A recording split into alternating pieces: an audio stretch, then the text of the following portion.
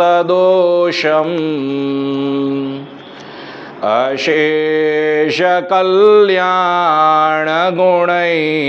अशेषकल्याणगुणैकराशिं व्यूहाङ्गिनं ब्रह्मपरं वरेण्यं ध्यायेम कृष्णं कमले क्षणं हरिम् अंगे तु वामे वृषभानुजां मुदा विराजमानां मनोरूपसौभगां सखी सहस्रै परिसेवितां सदा स्मरेम देवीं सकलेष्टकामदाम् जन्माद्यस्य यतोऽन्वयादितरत शार्थेष्वभिज्ञः स्वराट् तेने ब्रह्महृदाय आदिकवये मुह्यन्ति सूरयः तेजो वारिमृदां यथा विनिमयो यत्र त्रिसर्गो मृषा धाम्ना स्वेन सदा निरस्तकुहकं सत्यं परं धीमहि धर्मः प्रोचितकैतवोऽत्र परमो निर्मत्सराणां सतां वेद्यं वास्तवमत्र वस्तु शिवदं तापत्रयोन्मूलनम् श्रीमद्भागवते महामुनिकृते किं वा परैरीश्वरः सद्यो हृद्यवरुध्यते त्रिकृतिभिः शुश्रूषुभिः तत्क्षणात् निगमकल्पतरोर्गलितं फलं शुकमुखादमृतद्रवसंयुतं पिबत भागवतं रसमालयं मुहुरहो रसिका भुवि भावुकाः मुहुरहो रसिका भुवि भावुकाः यं प्रवजन्तमनुपेतमपेतकृत्यं द्वैपायनो विरह कातर आजुहाव पुत्रेति तन्मयतया तरवोऽभिनेदुं स्तं सर्वभूतहृदयं मुनिमानतोऽस्मि यः स्वानुभावमखिलश्रुतिसारमेकम् अध्यात्मदीपमति तितीर्षतां तमोन्धं संसारिणां करुणयाः पुराणगृह्यं तं व्याससूनुमुपयामि गुरुं मुनीनां तं व्याससूनुमुपयामि गुरुं मुनीनाम् नारायणं नमस्कृत्य नरं चैव नरोत्तमं देवीं सरस्वतीं व्यासं ततो जयमुदीरयेत् ततो जयमुदीरयेत् नमः परस्मै पुरुषाय भूयसे सदुद्भवस्थान निरोधलीलया गृहीत शक्तित्रितयाय देहिनाम् अन्तर्भवायानुपलक्ष्य वर्त्मने भूतैर्महद्भिर्य इमा पुरो विभो निर्मायशेते यदमुषु पुरुषः भुङ्क्ते गुणान् षोडश षोडशात्मकः सोऽलङ्कृशिष्ट भगवान् वचांसि मे। ॐ सच्चिदानन्दरूपाय विश्वोत्पत्त्यादिहेतवे तापत्रयविनाशाय श्रीकृष्णाय वयं नुमः। बोलो कृष्ण कन्हैया लाल की जय। अथ श्री कृष्णाष्टकम्। भजे व्रजैकमण्डनं समस्तपापखण्डनं स्वभक्तचित्तरञ्जनं सदैव नन्दनन्दनं सुपीच्छगुच्छमस्तकं सुनादवेणुहस्तकम् अनङ्गरङ्गसागरं नमामि कृष्णनागरं नमामि कृष्णनागरं मनोजगर्वमोचनं विशाललोललोचनं विधूतगोपशोचनं नमामि पद्मलोचनं करारविन्दभूधरं स्मितावलोकसुन्दरं महेन्द्रमानदारणं नमामि कृष्णवारणं नमामि कृष्णवारणं कदम्बसूनकुण्डलं सुचारुगण्डमण्डलं व्रजाङ्गनैकवल्लभं नमामि कृष्णदुर्लभं यशोदया समोदया सगोपया सनन्दया युतं सुखैकदायकं नमामि गोपनायकं नमामि गोपनायकं सदैव पादपङ्कजं मदीयमानसे निजं ददानमुक्तमालकं नमामि नन्दबालकं समस्तदोषशोषणं समस्तलोकपोषणं समस्तगोपमानसं नमामि नन्दलालसं नमामि नन्दलालकं भुवो भरावतारकं भवाब्धिकर्णधारकं यशोमती किशोरकं नमामि चित्तचोरकं दृगन्तकान्तभङ्गिनं सदा सदालिसङ्गिनं दिने दिने नवं नवं नमामि नन्दसम्भवं नमामि नन्दसम्भवं गुणाकरं सुखाकरं कृपाकरं कृपापरं सुरद्विषन्निकन्दनं नमामि गोपनन्दनं नवीनगोपनागरं नवीनकेलिलं पटं नमामि मेघसुन्दरं तडित्प्रभालसत्पटं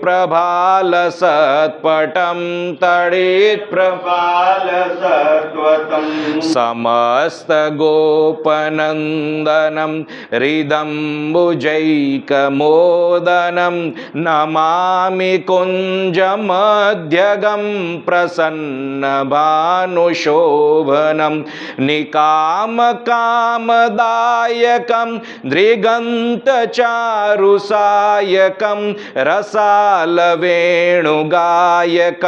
नमामि कुञ्जनायकं नमामि कुञ्जनायकं विदग्धगोपिका मनोज्ञतल्पशायिनं नमामि कुञ्जकानने प्रवृद्धवह्निपायिनं किशोरकान्तिरञ्जितं दृगञ्जनं सुशोभितं गजेन्द्रमोक्षकारिणं नमामि श्रीविहारिणं नमामि श्रीविहारिणं यदा तदा यथा तथा तथैव कृष्णसत्कथा मया सदैव गीयतां तथा कृपा विधीयतां प्रमाणिकाष्टकद्वयं जपत्यधीत्य यः पुमान् भवे सनन्दनन्दने भवे भवे सुभक्तिमान् भवे भवे सुभक्ति तिमान् भवे भवे सुभक्तिमान् भवे भवे सुभक्तिमान् इति श्रीमद् शंकराचार्यकृतं श्रीकृष्णाष्टकं संपूर्णं। बोलो कृष्ण कन्हैया लाल की जय, श्री वृंदावन बिहारी लाल की जय। ओम नमः पार्वती पतये हर हर महादेव हर। तो जैसे कि आप सभी लोग जानते ही हो, पिछले कई दिनों से हम इंद्रमान भग लीला श्री गोवर्धन धरण इसके अंतर्गत हमने बहुत कुछ श्रवण किया। विशेषतः भगवान ने जो इंद्र का मान मर्दन किया, उसके पश्चात गोवर्धन को पुनः स्थापित किया अपने उसी स्थान पर, और उसके पश्चात जब नंद बाबा इत्यादि जब व्रज में लौट गए, तब ये जो गोपगण जो है वो नंद बाबा से भगवान के अद्भुत कर्म के विषय में सत्संग कर रहे हैं, व्यक्त कर रहे हैं कि भगवान का ये कैसा अद्भुत कर्म है और इतना छोटा सा बालक हमारे बीच उपस्थित कैसे, और उनकी अनेक लीलाओं का स्मरण किया, पूतनावध, तृणावर्त वध, शकट भंजन इत्यादि। और उसमें हमने पिछले 4-5 दिन भगवान की कृपा से कालिया नाग मर्दन जो लीला है उसके विषय में श्रवण किया। भगवान की कितनी बड़ी कृपा है कि यहाँ पर श्रीमद् भागवत कथा का आयोजन हो रहा है। दंडी सन्यासी स्वामी जी कथा कर रहे हैं और हमारे यहाँ दशम स्कंद चल रहा है, भगवान की कृपा है।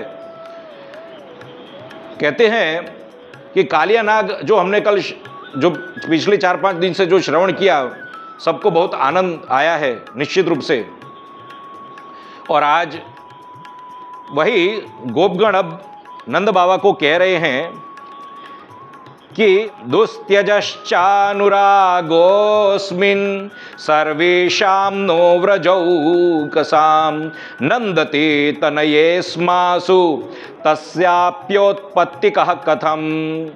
क्या कह रहे हैं कि ये हम जो व्रजवासी लोग हैं उन पर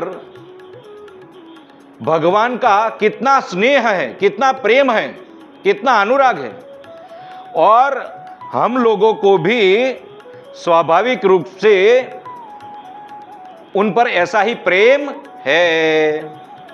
और कैसा है? दुस्त्यज, वो अनुराग कैसा है? यानी बहुत दुष्कर रूप से त्याग करने योग्य, यानी त्याग हो ही नहीं सकता जिसका, अत्यंत दुष्कर है जिसका त्याग। ऐसा है अनुराग किनका? गोपगणों का भगवान के प्रति। और भगवान भी उसी सहज रीति से गोपगणों को भी प्रेम कर रहे हैं, स्नेह करते हैं, स्वाभाविक स्नेह उनका। तो कहते हैं इसका कारण आप बता सकते हो? कृपा करके इसका कारण बताओ। क्योंकि देखो, हमको भगवान के प्रति प्रेम होना यदि हो जाए, भगवान की कृपा है तो हो जाए, लेकिन भगवान की हमारे पर कृपा, भगवान का हमारा पर प्रेम, कृपा भी कर ले लेकिन प्रेम, प्रेम का दान, स्नेह, जो कि अत्यंत दुर्लभ है। तो यह कितना गंभीर प्रश्न यहां पर कर दिया, अत्यंत गंभीर प्रश्न, और हम कभी इस विषय में विचार भी नहीं करते हैं, ऐसा प्रश्न है। कहने का तात्पर्य, जब भगवान की ऐसी लीला है अद्भुत, तो आगे कहते हैं क्व सप्तहायनो बालः क्व महाद्रिविदारणम ततो नो जायते शंका व्रजनाथ तवात्मजे। अब कहां ये 7 वर्ष का ये बालक और कहां ये इतना बड़ा गोवर्धन पर्वत, और उसको भी सहज रूप से 7 दिन के लिए धारण कर दिया। तो ये हमें पचता नहीं है, ये शंका उत्पन्न हो रही है आपके पुत्र के विषय में, उनके संबंध में हमको निश्चित रूप से संदेह हो रहा है। ये जो है दिखता है वो है नहीं, और जो है वो दिखता नहीं है। क्या है समझ में नहीं आ रहा है। अब ये थोड़ा विचार करो आप, मैं आपको बोल रहा हूं, हम लोग ये रोज सत्संग श्रवण कर रहे हैं, हम ये जो भगवान लीला करते हैं, दानवों का वध करते हैं, उद्धार करते हैं, तो हमको आश्चर्य नहीं होता है। क्यों नहीं होता है? हमको आश्चर्य क्यों नहीं होता है माता जी? हमको आश्चर्य क्यों नहीं होता है? क्योंकि हम बचपन से ही श्रवण करते आए हैं कि ये भगवान है, भगवान है, भगवान है। तो भगवान यदि करते हैं तो उनमें कोई आश्चर्य नहीं है।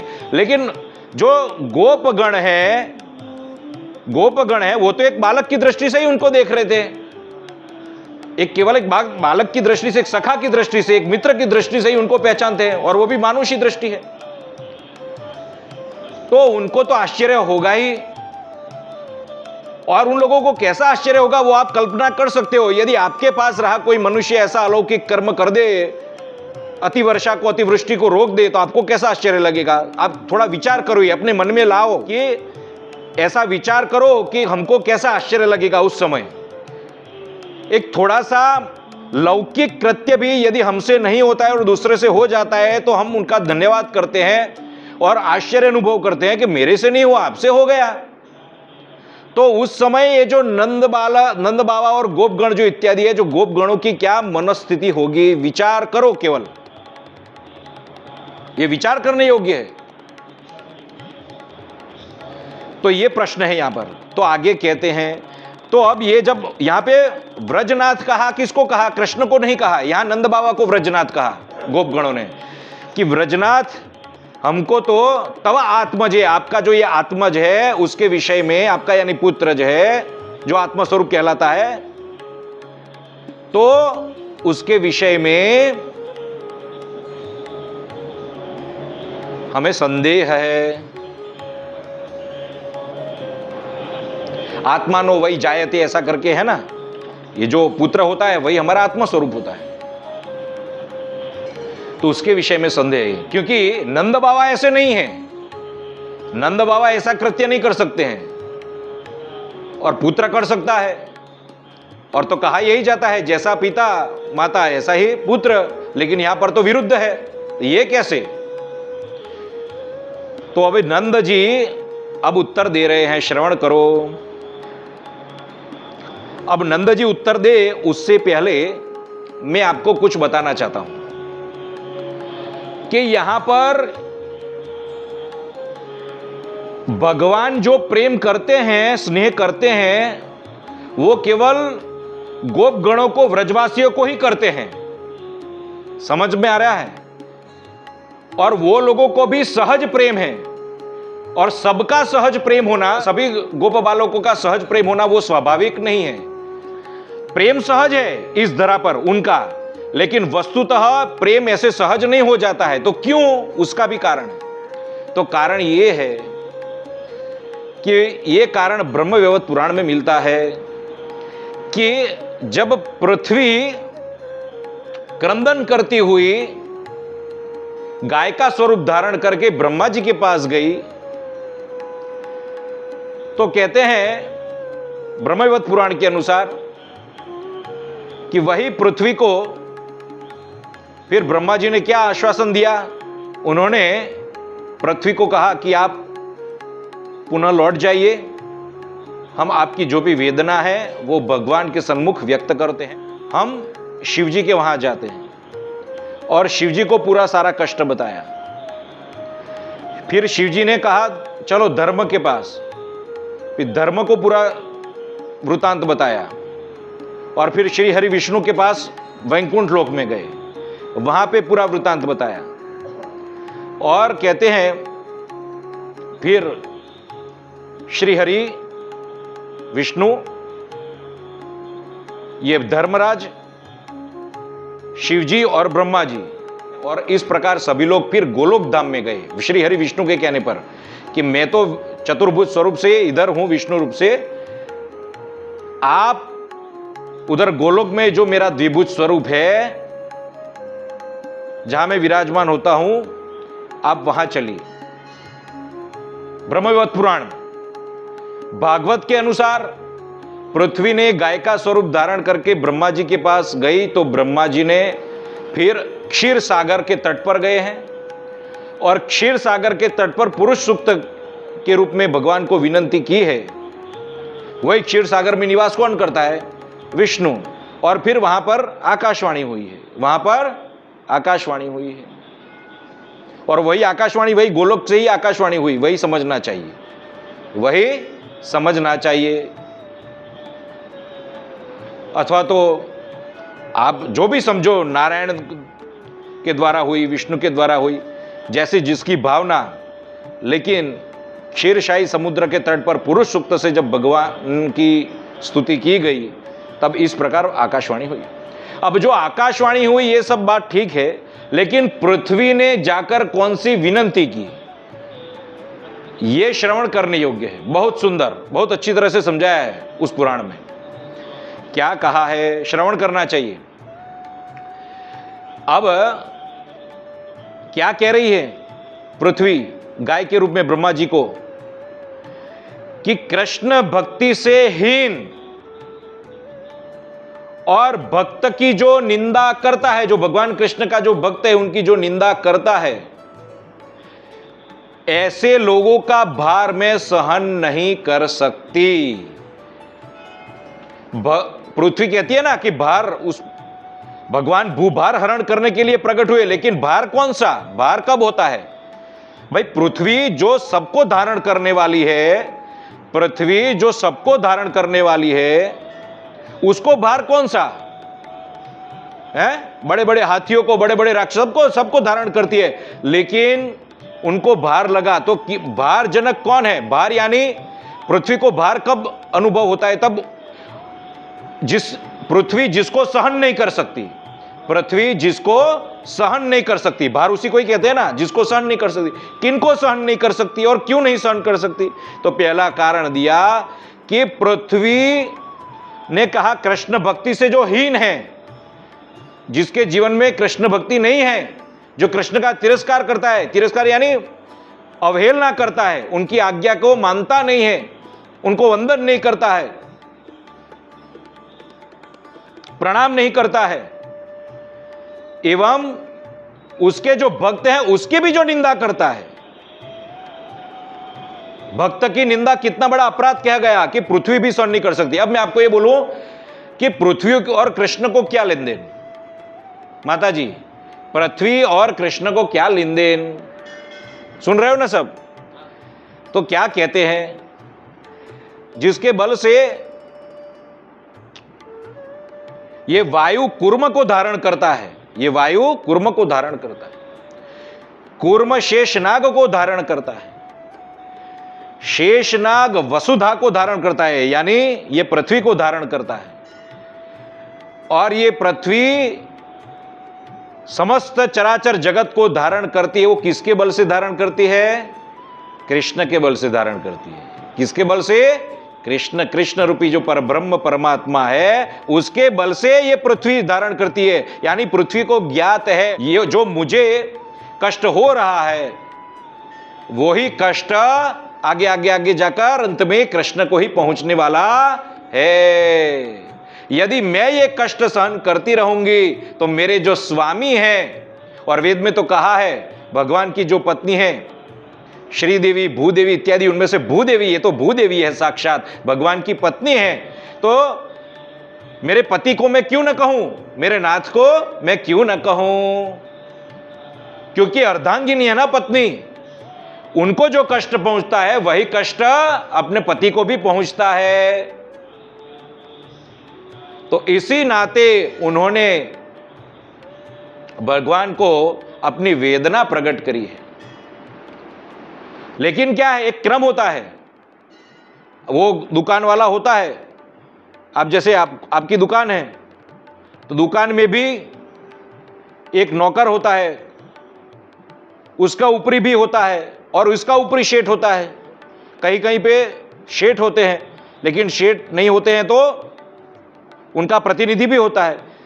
तो पहले वो जो है वो सबसे पहले प्रतिनिधि को बताएगा, जो नौकर है वो प्रतिनिधि को बताएगा और फिर प्रतिनिधि आगे शेठ को बताता है। उसी प्रकार यहाँ पे क्रम है। तो यहाँ ब्रह्मा जी को, क्योंकि सृष्टि के जो रचनाकार है वो ब्रह्मा जी है, ब्रह्मा रूप से ही प्रकट हुए भगवान, तो उनको बताया कि ऐसा ऐसा है। तो पहला कहा कृष्ण भक्ति सेहीन एवं भगवान के भक्तों की निंदा करने वाला। निंदा क्या है ये आपको ज्ञात होना चाहिए। निंदा क्या है, किसी को ज्ञात है निंदा क्या है? पीठ पीछे उलट सुलट बातें करनी, उनके गुण और दोष की चर्चा करनी, वो है निंदा। आपको यदि कोई समस्या है तो मुख पर जाकर कह दो, मुख पर जाकर कह दो, तो ये हुई निंदा। आपको ज्ञात है निंदा से क्या होता है? महाभारत में कहा है, ये जो महापुरुष होते हैं ना और भगवान के भक्त होते हैं, जो भगवान के भक्त हैं, महापुरुष है, महापुरुष यानी संत महात्मा, भगवान को जो कहा महापुरुष उस दृष्टि से नहीं, लेकिन भगवान के जो भक्त हैं, संत महात्मा है, ब्राह्मण देवता है, उनको उनके अपराध कैसे समन हो जाते हैं पता है आपको? उनके बड़े बड़े दोष कैसे कट जाते हैं पता है आपको? महाभारत कहता है कि कोई व्यक्ति के गुण दोष की यदि कोई चर्चा करता है, निंदा करता है, तो वो उसके दोष को चाट रहा होता है, वो उसके दोष को चाट रहा होता है। आप किसी भक्त की निंदा करते हो, इसका अर्थ पता है क्या है? उसके गुण दोष की चर्चा, आपने उसके अपराध को चाट लिया। जैसे सुअर चाटता है ना विष्ठा, जैसे शुकर मल चाटता है, उसी प्रकार भगवान के भक्तों की जो निंदा करता है वो उसके गुण दोष चाटता है। यानी अब वो अपराध किस पर आ गया? उस पर आ गया। किस पर आ गया? उस पर आ गया। समझ में आ रहे हो ना? इसलिए निंदा सबसे बड़ा अपराध माना गया है। उद्धव को भगवान क्या कहते हैं? एकादश स्कंद में उद्धव को भगवान क्या कहते हैं कि जैसे ही कोई निंदा करता है उसका असत रूपी अभिनिवेश हो जाता है, असत में अभिनिवेश हो जाता है, ये मिथ्या प्रपंच में उसका अभिनिवेश हो जाता है, अद्वैत से च्युत हो जाता है, और इसके कारण उसको भय उत्पन्न होता है, उसको भय इत्यादि, भय शोक इत्यादि उत्पन्न होता है। क्योंकि एक ही परमात्मा सबके हृदय में विराजमान होने के कारण आप अपने ही हृदय में रहे परमात्मा, जो उसके हृदय में रहे हैं वही परमात्मा एक है, उस परमात्मा का ही निंदा करते हैं, उसी परमात्मा की आप निंदा करते हैं। इसलिए आपका जो पुण्य है वो नष्ट हो जाता है। निंदा इतना बड़ा अपराध है, पुण्य नष्ट हो जाता है। कितने सारे आपने सुकृत किए, कितने जन्मों के पुण्य के बल पर आपने नए पुण्य किए थे, वो पुण्य और सत्कृत भी आपने निंदा के प्रभाव से सब कुछ नष्ट कर दिए। असत में अभिनिवेश हो गया, द्वैत प्रपंच में आप पड़ गए, निंदा रूपी नरक में आप, हमारा पतन हो गया। तो वो नहीं करना है, निंदा से दूर रहना है। दूसरा, पृथ्वी को कौन सा भार सहन नहीं होता? श्रवण करो, धर्म के आचरण से जो शून्य है, धर्म के आचरण से जो शून्य है,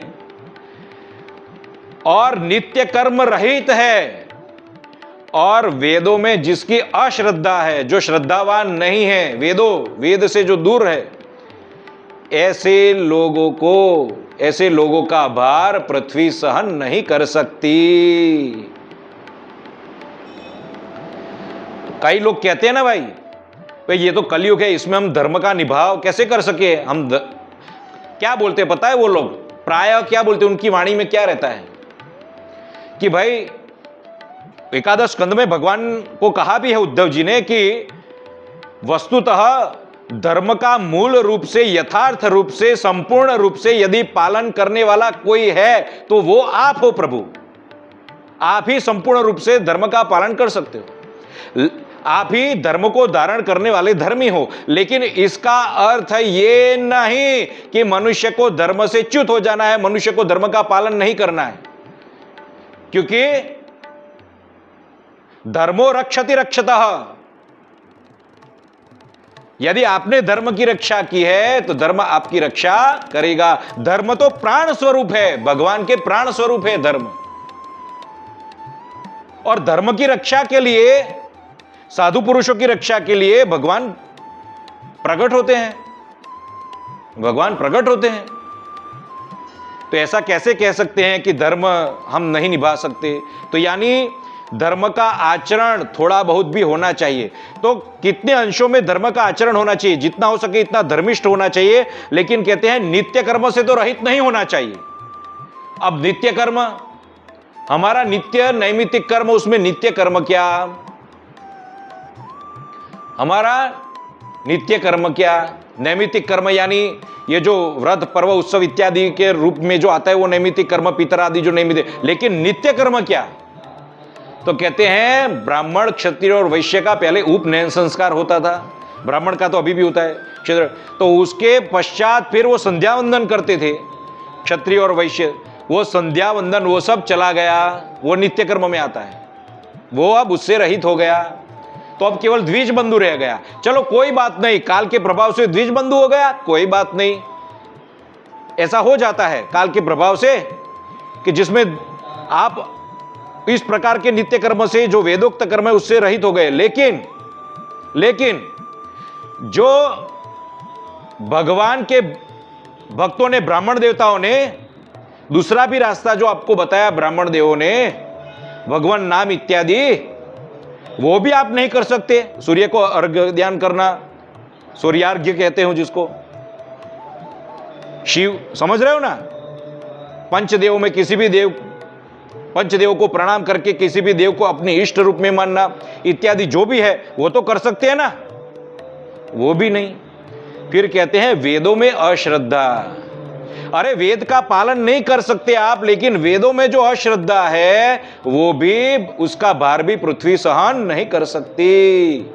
यानी हमको कौन से धर्म का पालन करना है, जो वेदादि शास्त्र सम्मत है, वेद में जिसका समर्थन किया गया है, ऐसे धर्म का ही पालन करना है। तो वो है वर्णाश्रम धर्म, वो है साधु पुरुषों की सेवा, स्वधर्म स्थित जो वर्णाश्रम धर्म स्थित है, ऐसे साधु पुरुषों की सेवा, भगवान की भक्ति। तो ये सब तो कोई करता नहीं है। वेदों में भगवान का जो स्वरूप बताया है कि भगवान निर्गुण भी है, निर्गुण निराकार भी है, सगुण साकार भी है और सगुण निराकार भी है। ये क्षुधा हमारी जो है, भूख प्यास जो हमको लगती है, उसका स्वरूप क्या है, सगुण निराकार। उसका स्वरूप क्या है, सगुण निराकार। वो भी परमात्मा ही है ना।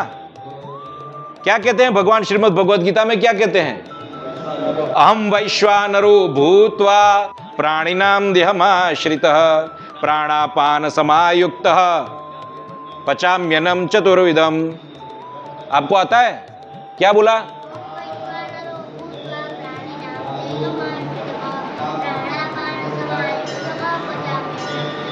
उनको आता है। तो भगवान शुद्धा का भी स्वरूप है, सब कुछ परमात्मा ही है। तो इसलिए वेदों में अश्रद्धा नहीं करनी है, वेदों में श्रद्धा, संपूर्ण रूप से श्रद्धावान रहना है।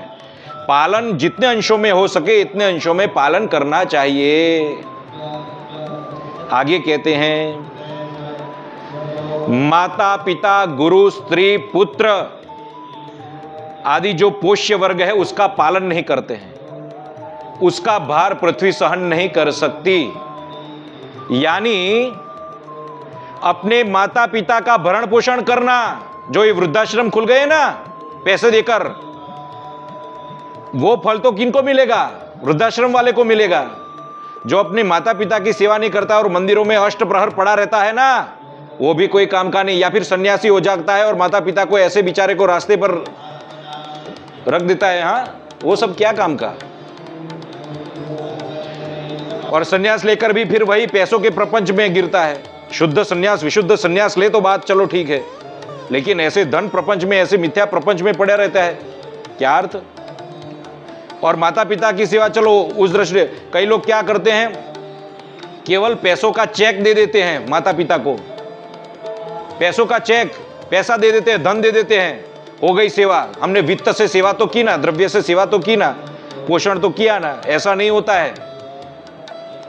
कभी हम जब स्वास्थ्य ठीक नहीं होता है, अस्वस्थ हो जाते हैं, तब अंदर से भावना कैसी प्रकट होती है, मेरा पुत्र मेरे साथ होता तो, हाँ, समझ रहे हो ना? अपना पुत्र जो पैर दबाए, सेवा करे और दूसरा करे, उसमें आब और पृथ्वी का अंतर है। केवल पैसों से नहीं हो जाता है, ये धर्म है। पृथ्वी ने व्यक्त किया भगवान के सन्मुख, जो माता पिता की सेवा नहीं करता, पालन नहीं करता, पोषण नहीं करता, मैं उसका भार सहन करने में असमर्थ हूं।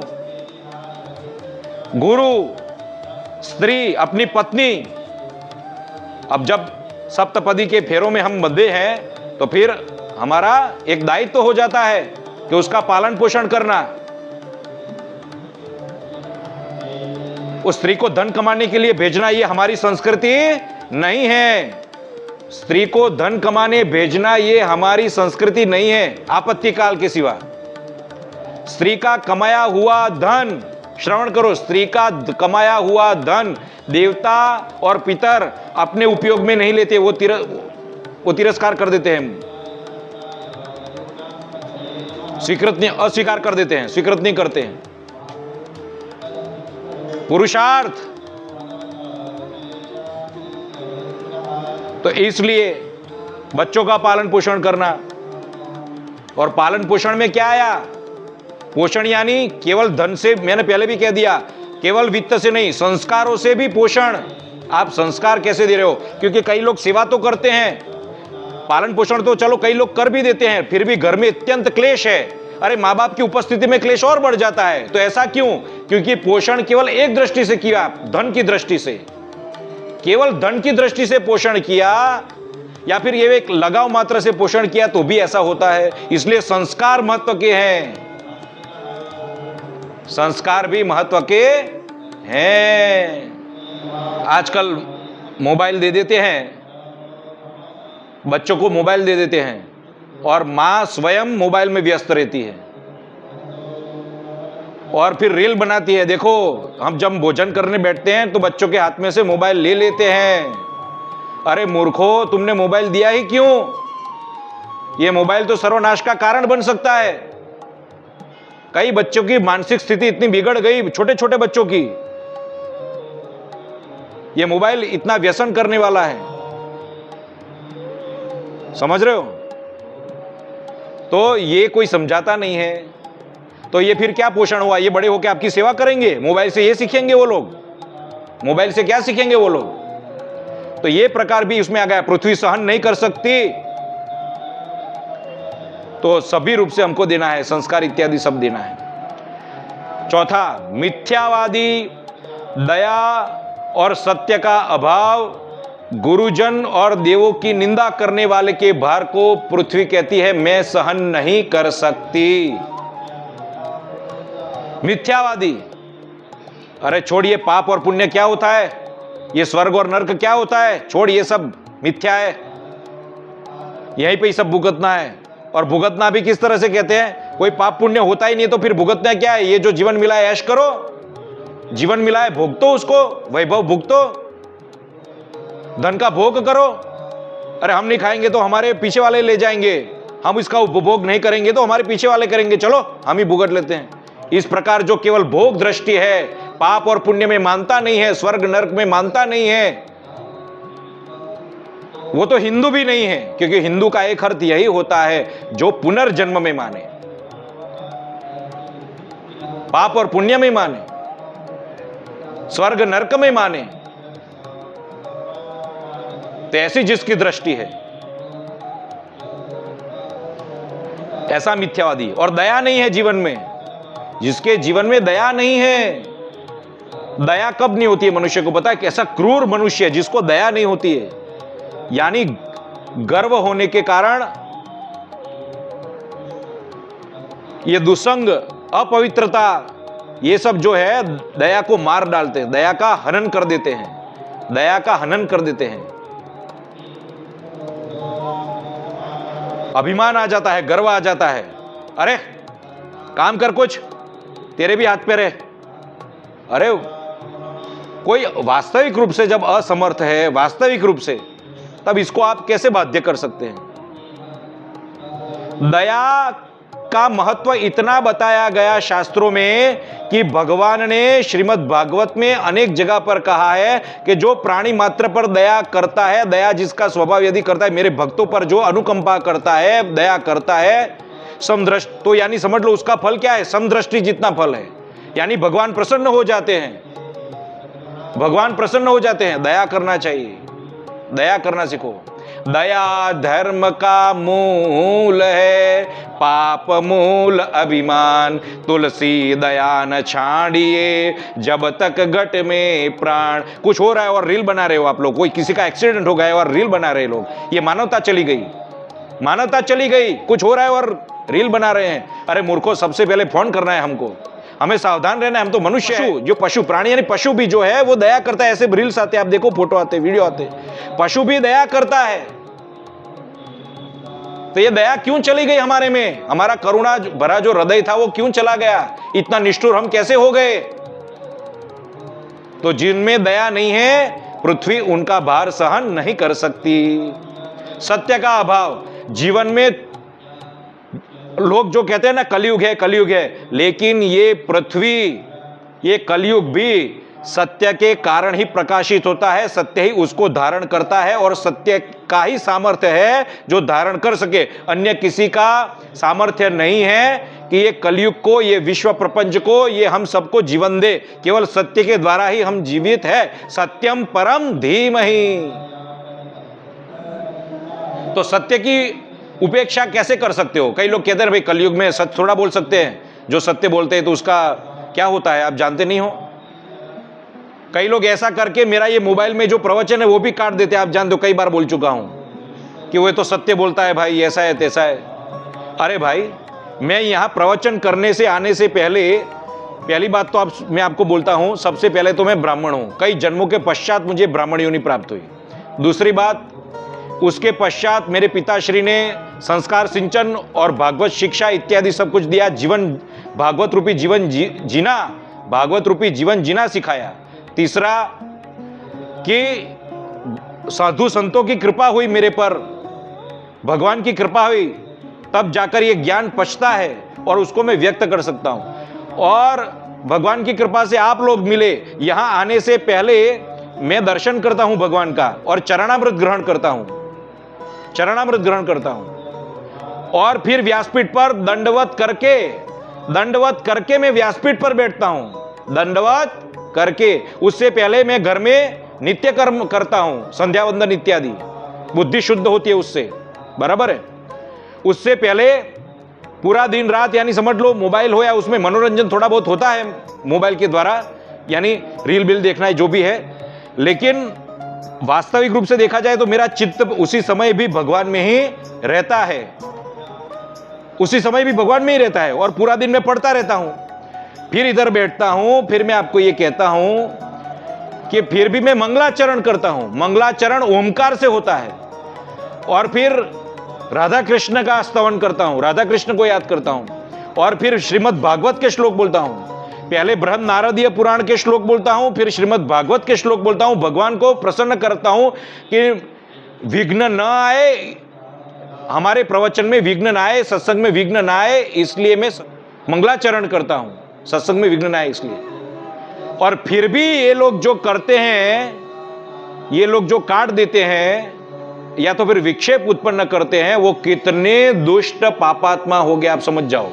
ऐसा कौन कर सकता है? एक मुसलमान ही कर सकता है।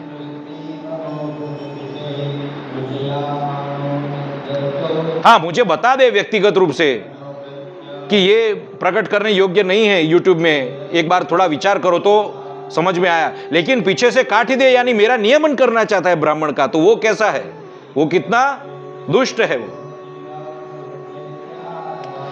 तो ये ऐसे दुष्ट लोगों का भार पृथ्वी सहन नहीं कर सकती। दया और सत्य का अभाव, यानी सत्य आपके जीवन में थोड़ा बहुत भी सत्य रहना चाहिए। उस सत्य, वो सत्य आपकी रक्षा करेगा, उस सत्य की आप रक्षा करोगे, सत्य आपकी रक्षा करेगा। कैसा सत्य? आप जैसे रोज नित्य मंदिर में आते हो, ये सत्य हुआ। रोज आप सत्संग करते हो, ये सत्य हुआ। रोज आप जितना समय सत्संग करते हो उतना समय संसार से दूर रहते हो, यह सत्य हुआ। तो यह सत्य की रक्षा आपने की अहर्निश आके कि नहीं मुझे रोज जाना है तो जाना, ये नियम ले लिया, तो यह सत्य की रक्षा आपने की, तो यह सत्संग आपकी रक्षा करेगा, यह सत्संग आपकी रक्षा करेगा। वो दीनानाथ उस दिन क्या बोला था? इसी सत्संग के कारण मैं बचा हूं। आजकल दिखते नहीं है वो बीमार, वो सत्संग के कारण वो स्पष्ट स्वीकार किया, ये सत्संग नहीं होता मेरे जीवन में तो मेरा आयु तो कब का नष्ट हो गया था महाराज जी, केवल सत्संग के बल पर जीवन जी रहा हूं। तो ये सत्संग रूपी सत्य की आप रक्षा करोगे, कैसे करोगे? नित्य उसका श्रवण करके, मनन करके, यथार्थ पालन करके, तो वो सत्य आपकी रक्षा करेगा। और गुरुजन और देवों की निंदा, अब यहां पे गुरु की भी निंदा नहीं करनी है। यदि वास्तविक रूप से जिनको आप गुरु मानते हो, गुरु कौन होता है? मोबाइल हैक करने वाला नहीं। गुरु कौन होता है? आप पर अनेक प्रकार के, यानी आपके हृदय की भावना कुंठित हो जाए, आप भगवान को प्रसन्न करने में असमर्थ हो जाओ, वो आपका गुरु नहीं हो सकता। समझ रहे हो? आपको हमेशा उद्विग्न चित्त रखे, वो आपका गुरु नहीं हो सकता। गुरु तो आपको आपके जीवन में प्रसन्नता लाने के लिए आया है। गुरु आपको अंधकार से प्रकाश की ओर ले जाने के लिए आया है। समझ रहे हो?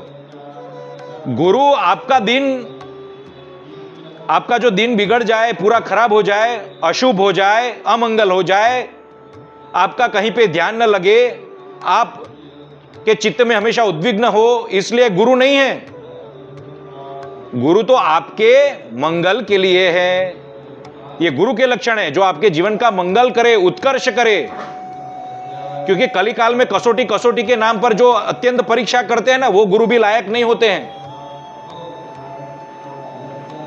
गुरु आपके लक्ष्य को पूरा करे। अब मेरा लक्ष्य है श्रीमद् भागवत कथा, और कोई दूसरा आके कहे मैं तुम्हारा गुरु हूं, मैं जो कहूं वो करो, नहीं भाई, मुझे को तुम नहीं चाहिए, नहीं चाहिए, नहीं चाहिए।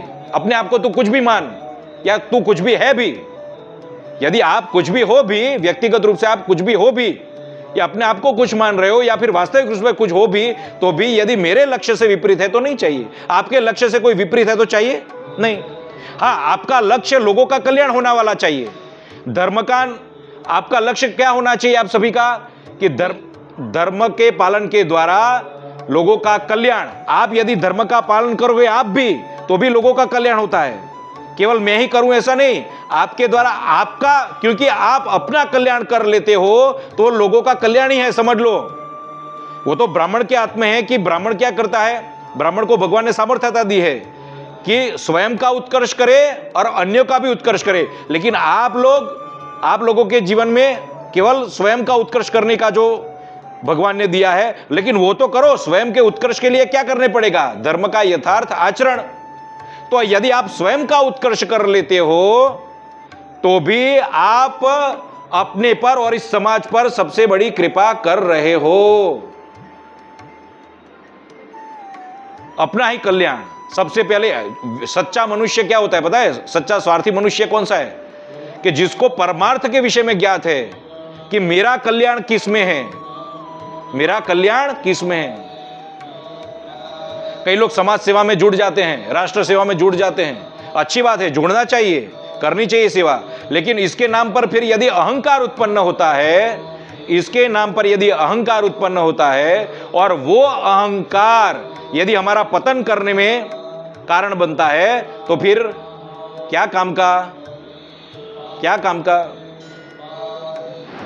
तो कहने का तात्पर्य यह है, पहले स्वयं का उत्कर्ष, स्वयं का उत्कर्ष।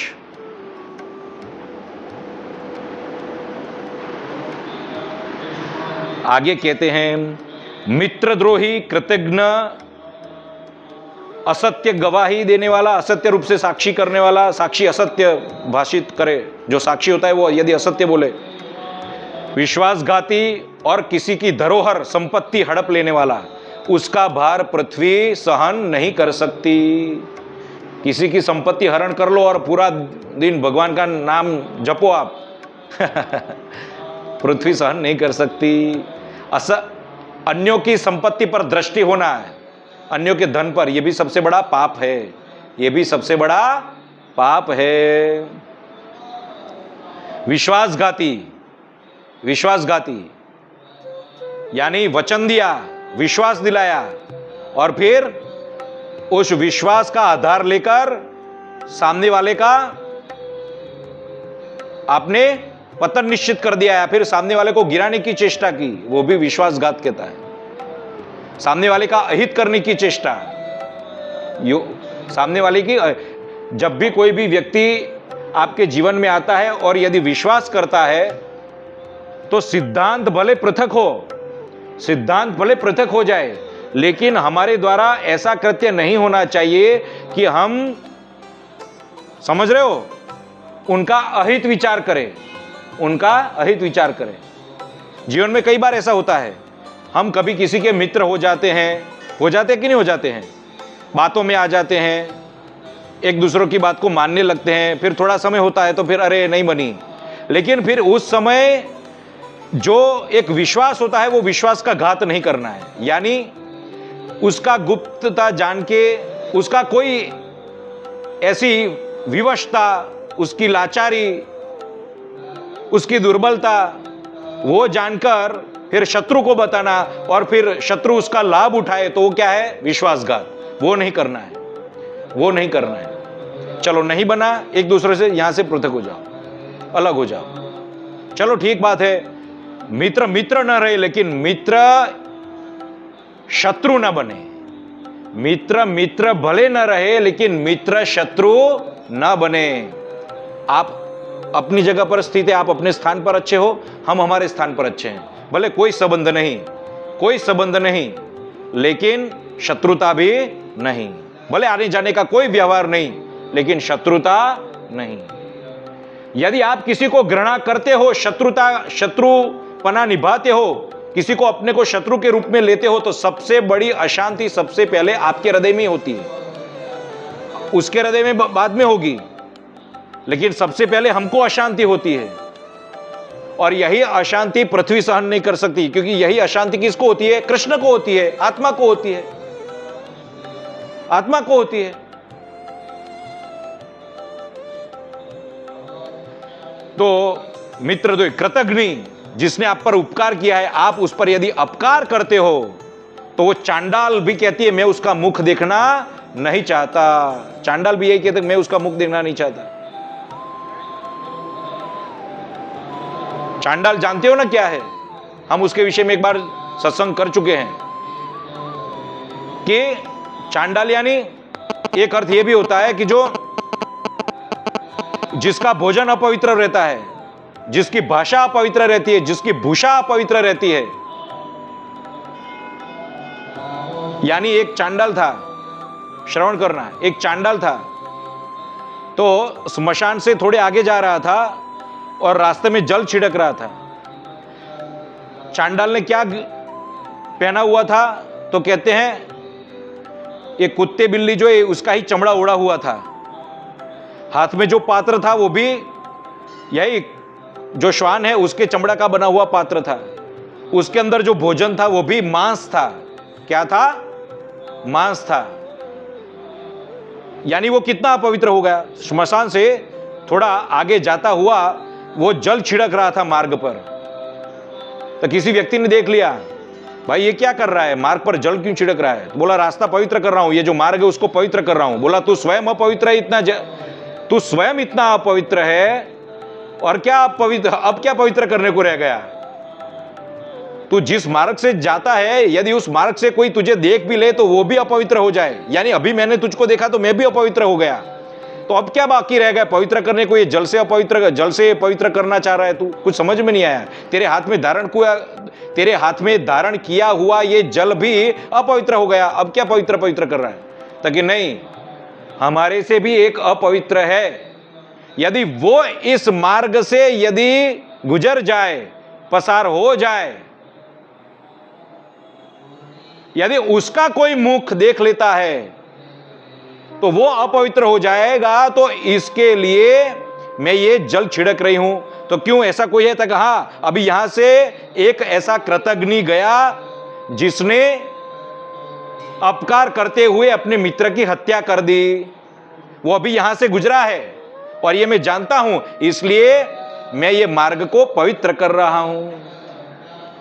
कि यदि ये, क्योंकि ये मार्ग भी अब इतना अपवित्र हो गया कि यहां से कृतघ्नि निकला है, मैं भी अपवित्र हो गया और अन्य जितने भी है वो भी अपवित्र हो गया। इसलिए मैं, आप समझ रहे हो, चांडाल भी जो स्वयं पवित्र होने के लिए जिससे बचता रहता है और जल छिड़कता है।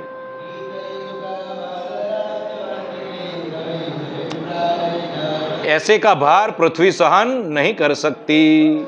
भगवान के श्री चरणों में आज का सत्संग निवेदित करते हुए बोलो कृष्ण कन्हैया लाल की जय, श्री वृंदावन बिहारी लाल की जय। ओम नमः पार्वती पतये हर हर महादेव हर।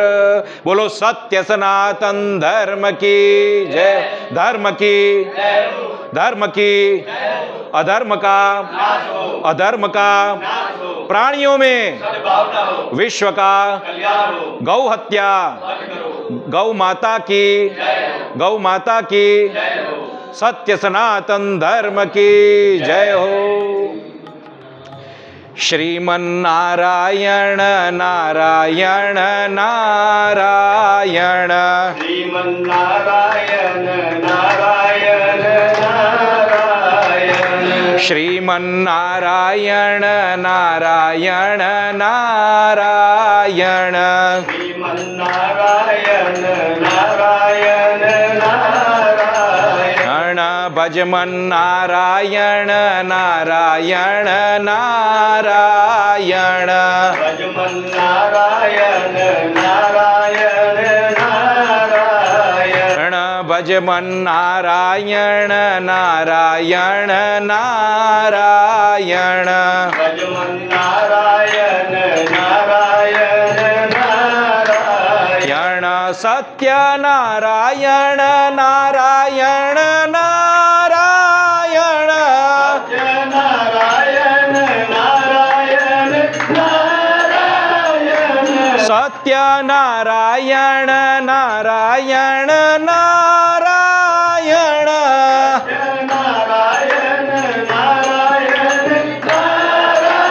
नारायण, हरि नारायण नारायण नारायण, हरि नारायण नारायण नारायण, हरि नारायण नारायण नारायण, हरि नारायण नारायण नारायण, गोविंद जय जय, गोपाल जय जय, गोविंद जय जय, गोपाल जय जय, राधा रमण हरि गोविंद जय जय, राधा रमण हरि गोविंद जय जय, हे कृष्ण गोविंद हरे मुरारी, श्री